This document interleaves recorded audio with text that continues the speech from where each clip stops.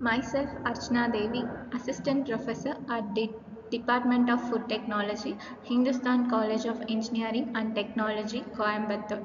I am handling Food Microbiology course.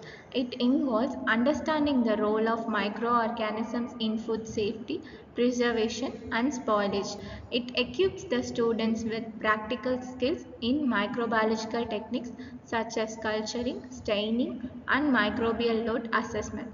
The course bridges theoretical knowledge with real world applications in food quality control and public health. So, now we are going to say about the unit 1, which is incidence of microorganisms in food. So, what is microorganisms? Microbes are also called as microorganisms. The major components of biological systems on the planet Earth, it is present everywhere around us in the soil, water, air, and both in and our body. Also found in other animals and plants. These organisms are so minute and vary in the size and shapes, which cannot seen by our naked eyes. They can seen only by through microscope, also referred to as microscopic organism. The different types of microbes are algae, bacteria, fungi, protozoa, virus. The visual representations of algae, bacteria, virus, fungi, protozoans. In eukaryotes versus prokaryotes, the normally eukaryotic cells are present in animals, plants, fungi, and protist cells. In bacteria, the prokaryotic cells are present. The definition for eukaryotic and prokaryotic cells are any cells that contains a clearly defined nucleus and membrane-bound organelles is called eukaryotic cell. Any unicellular organism doesn't contain a membrane-bound nucleus or organelles are called prokaryotic cell. The nucleus were present in eukaryotic cell and absent in prokaryotic cells. The DNA replication for eukaryotic cells are highly regulated with selective origins and sequences. In prokaryotes, replicates entire genome at once. It is an it is usually multicellular. Prokaryotic cells are unicellular. More than one chromosomes are present in eukaryotic cell. One long single loop of DNA and plasmids were present in prokaryotic cell. The size of the ribosomes were large in eukaryotic cell and small in prokaryotic cell. The growth rate or generation time is lower than compared to prokaryotic cells. The organelles are present in eukaryotic cells and absent in prokaryotic cells. Ability to store hereditary informations. All eukaryotic cells have the ability to store the hereditary information, but the prokaryotic cells also have this ability. Cell walls are present in both eukaryotic and prokaryotic cell, but it is simple in eukaryotic cell, complex in prokaryotic cell. Plasma membrane and cytoplasms are present in both eukaryotic cells and prokaryotic cells. There is a difference between gram positive and gram negative bacteria. So the gram positive and gram negative bacteria were classified based on the peptidoglycan layer. The peptidoglycan layer is more thicker than gram positive bacteria, more thicker in gram positive bacteria than gram negative bacteria. The perisplasmic phase were absent at gram positive bacteria and present at gram negative bacteria. Teichoic acids are present in gram positive bacteria and absent in gram negative bacteria. These are some common examples for gram positive and gram negative bacteria.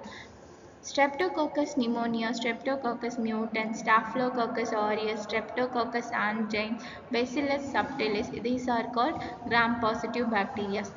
For gram-negative bacteria, Escherichia coli, Pseudomonas aeruginosa, Neisseria gonorrhea, Chlamydia trachomatis, Yersinia pestis or gram-negative bacteria.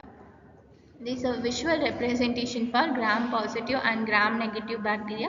In this visual, the gram positive bacteria contains higher peptidoglycan layer compared to gram negative bacteria. There are many useful applications of microbes in the food industry. It influences the quality, availability, and quantity of food.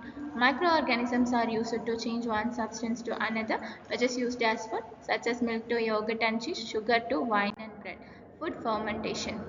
Microorganisms like bacteria, yeast, molds are essential for producing fermented foods such as yogurt, cheese, beer, wine, sauerkraut, and kimchi. Lactic acid bacteria, which is involved for converting lactose into lactic acid, it gives the food their characteristic tangy flavor and texture. Yeast Saccharomyces cerevisiae, it's used in bread making. It ferments sugar to produce carbon dioxide, causing the dough to rise. And in alcoholic beverages, it ferments sugar into alcohol.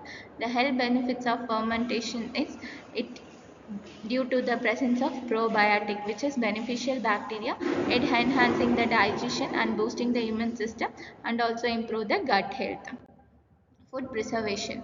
Bio microbial fermentation for preservation. Fermentation not only adds flavor and nutritional value but also preserve food by lowering the pH and creating an environment that inhibits the growth of spoilage causing and pathogenic microorganisms. Biopreservation. The use of natural or controlled microbiota and their antimicrobial compounds to extend the shelf life and enhance the safety of food. For example, certain lactic acid bacteria produce bacteriocins, which inhibit the growth of harmful bacteria. Food spoilage. Spoilage microorganisms. Microorganisms are the primary agents of food spoilage. Bacteria, molds, and yeast can degrade food, leading to off flavors, odors, and changes in texture and appearance. For example, Pseudomonas species are known for causing spoilage in meat and dairy products. Molds such as penicillium can spoil fruits, vegetables, and grains. Economic impact. Food spoilage due to microbial activity leads to significant economic losses globally as spoiled food is wasted and must be discarded. Foodborne illness, pathogenic microorganisms. Some microorganisms are pathogenic and can cause foodborne illness. Common pathogens include Salmonella in poultry and eggs, Escherichia coli in undercooked beef and contaminated produce, Listeria monocytogenes in deli meats and unpasteurized dairy products.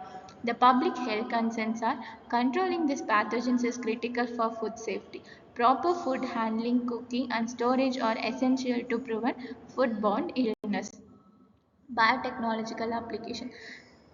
In biotechnological application, the microorganisms are used in the production of enzymes applied in food processing. For example, Aspergillus niger produces amylase, which is used to break down starches into sugars in bread making and brewing. Production of food additives. Microorganisms also use it to produce various food additives such as citric acid produced by Aspergillus niger is used as a preservative and flavor enhancer in many foods and beverages.